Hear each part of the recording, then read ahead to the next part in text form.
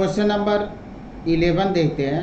Question number 11 क्या है आपका, यहाँ पे देखें। क्वेश्चन है 11 आपका, a polythene piece rubbed with wool is found to have a negative charge of 3 × 10⁻⁷ coulomb. ये आपको इसमें दो पार्ट हैं, estimate the number of electron transferred और b is there a transfer of mass from wool to polythene. इसमें से दो question है आपके। ये तो बताना है कि कितने इलेक्ट्रॉन जो होता है ट्रांसफर्ड हुए, और फिर आपको is there a transfer of mass from wool to polythene, क्या मास का भी ट्रांसफ़र हुआ ये फ्रॉम वूल टू पॉलीथीन। तो यहाँ से देखें कि पॉलीथीन, तो यहाँ पे कुछ कंसेप्ट आप देखें कि पॉलीथीन को रब किया गया वूल से, और polythene have wool is found to have a negative, polythene rubbed with wool is found to have a negative charge, यानी पॉलीथीन पर निगेटिव चार्ज फाइंड हो रहा है। तो इसका मतलब कि अगर इस पर निगेटिव चार्ज है तो वूल से इलेक्ट्रॉन ट्रांसफ़र हुए हैं आपके पॉलीथीन पर, यानी जो वूल है उससे आपके इलेक्ट्रॉन ट्रांसफ़र हुए हैं पॉलीथीन पर। तो यहाँ पे आप पॉलीथीन है, पॉलीथीन सपोज कर लेते हैं, और यहाँ पे आप ले लीजिए वूल, ये आपका वूल है। तो इलेक्ट्रॉन आपका ट्रांसफ़र हुआ है पॉलीथीन से वूल पर, यानी ये आपका मिस्टेक हुआ, ये ऐसे है। इलेक्ट्रॉन जो आपका ट्रांसफ़र हो रहा है वो वूल से पॉलीथीन पर ट्रांसफ़र हो रहा है, तो वूल पर पॉजिटिव चार्ज एक्वायर करेगा और पॉलीथीन जो होता है निगेटिव चार्ज एक्वायर करेगा, और ये आपका पॉजिटिव चार्ज है, यानी वूल पॉजिटिव चार्ज, इससे इलेक्ट्रॉन इसमें आए हैं तो ये निगेटिव चार्ज एक्वायर करेगा और ये पॉजिटिव चार्ज। तो यहाँ पे निगेटिव दे रहा है। इस कॉन्सेप्ट से ये पता चलेगा आपको कि इलेक्ट्रॉन जो होते हैं ट्रांसफ़र हुए हैं वो पॉलीथीन में, वूल से पॉलीथीन में ट्रांसफ़र हुए हैं।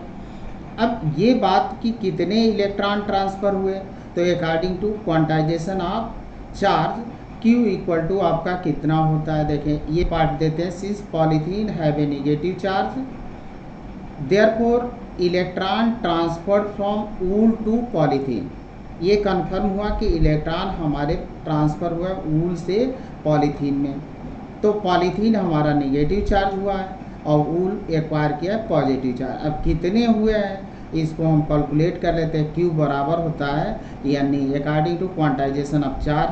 अब n आपको फाइंड करना है, तो देखिए n इक्वल टू हम Q/E रख सकते हैं कि, और Q की वैल्यू 3 × 10⁻⁷, और इसकी वैल्यू दिया 1.6 × 10⁻⁹।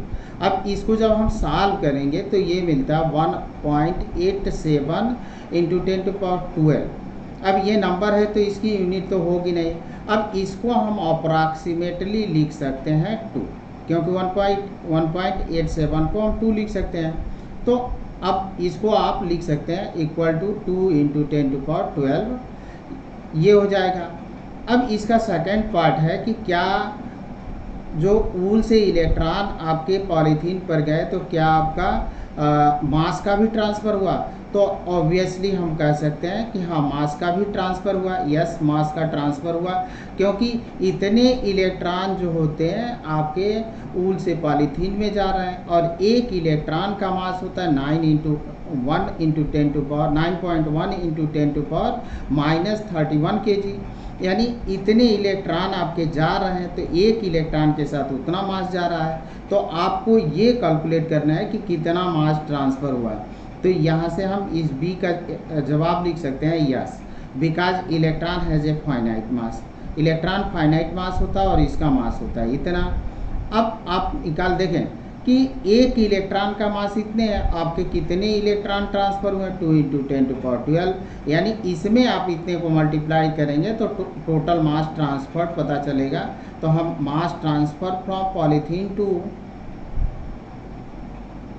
वूल टू पॉलीथीन होगा यहाँ पे, क्योंकि मास जो होता है ट्रांसफ़र हुआ है पॉलीथीन पर गया है, तो यहाँ पे वूल होगा या पॉलीथीन फ्रॉम, यहाँ पे फ्रॉम लिख दीजिए, फ्रॉम वूल। तो ये हम लिख देते हैं कि मास ट्रांसफर्ड फ्रॉम यहाँ पे ऐसे लिख दें फ्रॉम ऊल टू यहाँ पे कर दीजिए, ऊल यहाँ पे रहेगा पहले, क्योंकि इलेक्ट्रॉन तो ऊल से गए हैं, तो ऊल टू, अब ऊल टू पॉलीथीन, और ये आपका कैंसिल, तो ये हो जाएगा इलेक्ट्रॉन हमारे मास ट्रांसफ़र हुआ है फ्रॉम ऊल टू पॉलीथीन। कितना ट्रांसफ़र हुआ वो कैलकुलेट कर लेते हैं, तो m into n equal to, देखिए mass of electron into number of electron, तो मास ऑफ इलेक्ट्रॉन इतना, नंबर ऑफ इलेक्ट्रॉन यहाँ से हम ले लेते हैं, और इसको आप कैलकुलेट कर लेंगे तो 1.82 इंटू 10 टू पावर -18 kg ये आपका ट्रांसफ़र हुआ। Thank you student.